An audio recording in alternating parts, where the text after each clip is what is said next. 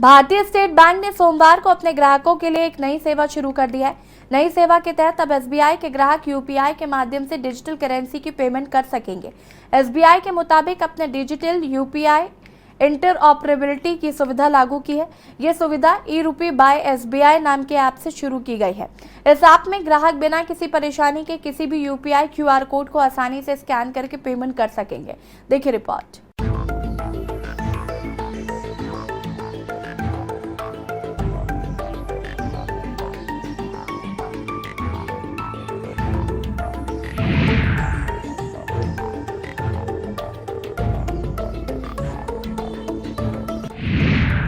ग्राहकों के लिए एसबीआई की नई पहल। एसबीआई डिजिटल ई रुपया हुआ लॉन्च। अब यूपीआई से डिजिटल रुपए का लेन देन।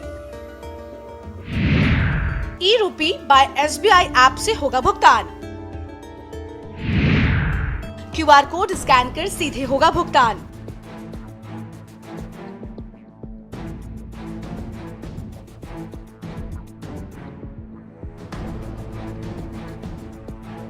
ग्राहकों की संख्या के हिसाब से देश के सबसे बड़े बैंक एसबीआई ने सोमवार को एक नई पहल की शुरुआत कर दी है। इस पहल के साथ अब करोड़ों लोग सीधे यूपीआई के माध्यम से डिजिटल रुपए का लेन देन कर पाएंगे। स्टेट बैंक ऑफ इंडिया की इस नई पेशकश से डिजिटल रुपए के इस्तेमाल को बढ़ावा मिलने की उम्मीद की जा रही है। रिजर्व बैंक ऑफ इंडिया ने कुछ समय पहले डिजिटल करेंसी, जिसे सेंट्रल बैंक डिजिटल करेंसी या फिर सीबीडीसी के नाम से भी जाना जाता है, की शुरुआत की थी। रिजर्व बैंक के ई रूपी यानी डिजिटल रुपए से जुड़े प्रोजेक्ट की शुरुआत में जो बैंक साथ आए थे उनमें एसबीआई भी शामिल था।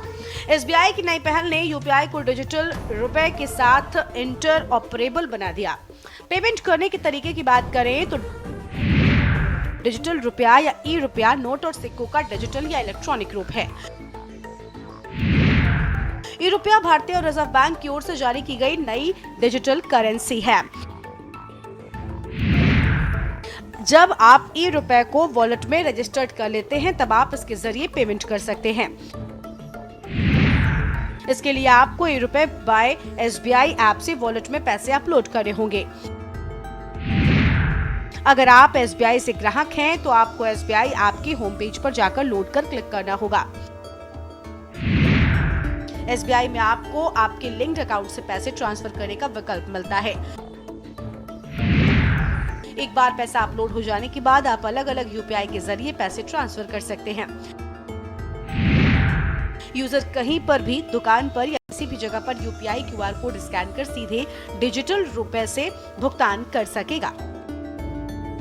एसबीआई का मकसद यूजर्स को सहूलियत और आसानी से उपलब्धता का फायदा दिलाना है। बैंक ने कहा कि यूपीआई के साथ सीबीडीसी को इंटीग्रेटेड करने से लोगों के बीच डिजिटल करेंसी का इस्तेमाल बढ़ेगा। इस तरह लोग अब रोजाना के लेन देन में डिजिटल रुपए का ज्यादा इस्तेमाल कर पाएंगे। बैंक का मानना है कि उसकी ये पहल डिजिटल करेंसी इकोसिस्टम के लिए गेम चेंजर साबित होने वाली है। बता दें, वित्त मंत्री निर्मला सीतारमण ने आम बजट 2022 से 23 में सीबीडीसी का ऐलान किया। उसके बाद रिजर्व बैंक ऑफ इंडिया ने 1 दिसंबर 2022 से सेंट्रल बैंक डिजिटल करेंसी का परीक्षण शुरू किया था। अभी प्राइवेट सेक्टर के बैंकों के साथ साथ लगभग सारे प्रमुख बैंक सीबीडीसी के साथ जुड़ चुके हैं। एसबीआई का जुड़ना इसका कारण खास है। अब आपके मन में सवाल होगा कि ई रुपए डिजिटल करेंसी क्या है, तो हम आपको बता दें कि ये देश की मुद्रा का डिजिटल संस्करण है जिसे आरबीआई जारी करता है। जिस तरह आरबीआई की ओर से जारी किए गए नोट की मान्यता हर जगह होती है, उसी तरह डिजिटल करेंसी की भी मान्यता हर जगह है।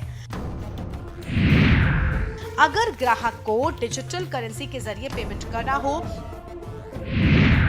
तो क्यूआर कोड स्कैन करके पेमेंट कर सकता है। डिजिटल करेंसी इस्तेमाल करने वालों को कैश रखने की जरूरत नहीं पड़ेगी। सीबीडीसी क्रिप्टो करेंसी से पूरी तरह से अलग है। क्रिप्टो करेंसी में किसी जिम्मेदारी नहीं होती, लेकिन सीबीडीसी की जिम्मेदारी केंद्रीय बैंक की है। क्रिप्टो करेंसी की वैल्यू घटते बढ़ते रहती है। इसको कोई सरकार या कोई रेगुलेटरी अथॉरिटी जारी नहीं करती, लेकिन डिजिटल करेंसी का केंद्रीय बैंक जारी करता है। दरअसल एसबीआई का लक्ष्य भारत में डिजिटल पेमेंट किए जाने के क्षेत्र में क्रांति लाना है, जिसकी शुरुआत एसबीआई ने सोमवार को कर दी है। स्पेशल डेस्क के न्यूज इंडिया।